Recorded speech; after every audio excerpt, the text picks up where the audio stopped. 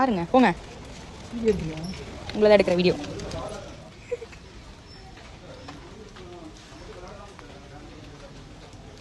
நீங்கள் அங்கே நடக்கணும்னா அது மண்டை கீழே நடக்கணும். அங்கே மேலே 2 உட்காந்துருக்கு, நீங்கள் அது கீழே தான் நடக்கணும்.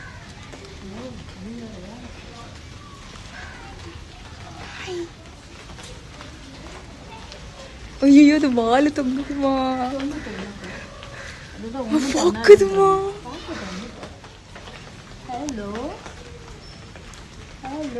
மா போதும், திடீர்னு ஓடிற போகுது டகடகன்ட்டு. சீக்கிரம் க்ராஸ் பண்ணுங்க. நான் வேற க்ராஸ் பண்ணணும். போங்க போங்க, அது கடியில் டச் பண்ணாமல் போங்க.